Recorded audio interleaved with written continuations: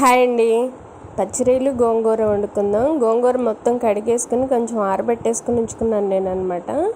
ఆయిల్లో ఫ్రై చేసుకుంటే టేస్ట్ చాలా బాగుంటుంది. గోంగూర ఆయిల్లో వేసేసి కొంచెం మగ్గనిద్దాం. ఇంతలోకి రొయ్యలు క్లీన్ చేసుకుందాం. రొయ్యలు వెనకాల ఉన్న పొట్టంతా తీసేయాలన్నమాట, లేదంటే మనకి హెల్త్ ఇష్యూస్ వస్తాయి. మొత్తం తీసేసేసి దాంట్లో నిమ్మకాయ, ఉప్పు వేసి పసుపు వేసేసి ఒక 5 నిమిషాలు వదిలేయాలి. గోంగూర మగ్గేలోపు నిమ్మకాయ అది కడిగేసుకుందాం. కడిగేసుకుని పక్కన పెట్టేసుకుని ఉంచుకుందాం అనమాట.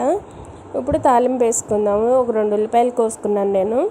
2 ఉల్లిపాయలు, 2 పచ్చిమిరపకాయలు కట్ చేసుకుని పక్కన పెట్టించుకోవాలి. ఆయిల్ వేసుకుని కొంచెం దాంట్లో పోపులు వేసుకుని జీలకర్ర ఆవాలు వేసి కొంచెం బిర్యానీ ఆకేసి ఉల్లిపాయ వేసి మగ్గించుకుందాం. ఇంతలోకి మసాలా ప్రిపేర్ చేసుకుందాం. అల్లం వెల్లుల్లితో పాటు సోంపు, కొంచెం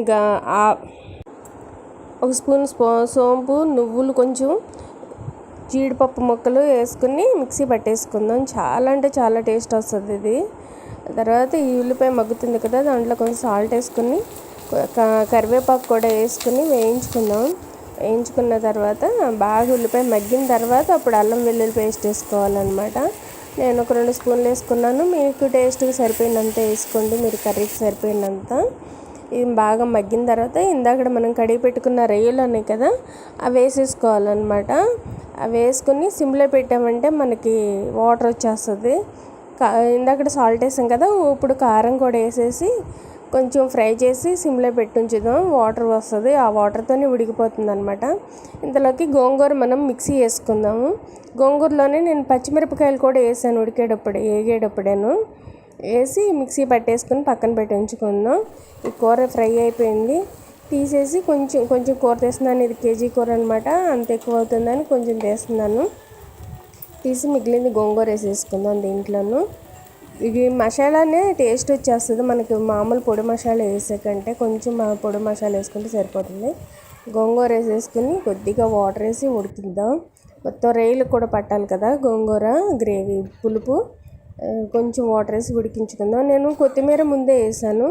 ఇప్పుడు ఉంటే ఇంకెక్కువ ఉంటే ఇప్పుడు వేసుకోవచ్చు. ఈ టైంలో మనం టేస్ట్ చూసుకుంటే ఉప్పు కానీ కారం కానీ సరిపోకపోతే వేసుకోవచ్చు. నాకు ఉప్పు సరిపోలేదు, నేను వేసుకుంటున్నాను.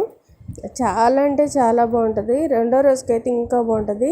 కస్తూరి మేతి, ఇది మంచి ఫ్లేవర్ వస్తుంది. నాన్ వెజ్ కర్రీస్లో ఏటిలోకైనా సరే మంచి ఫ్లేవర్ వస్తుంది.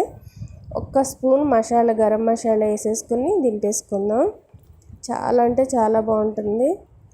ఎప్పుడు చేసేదానికంటే ఇది కొంచెం డిఫరెంట్గా ఉంటుంది మీకు టేస్ట్ కూడాను.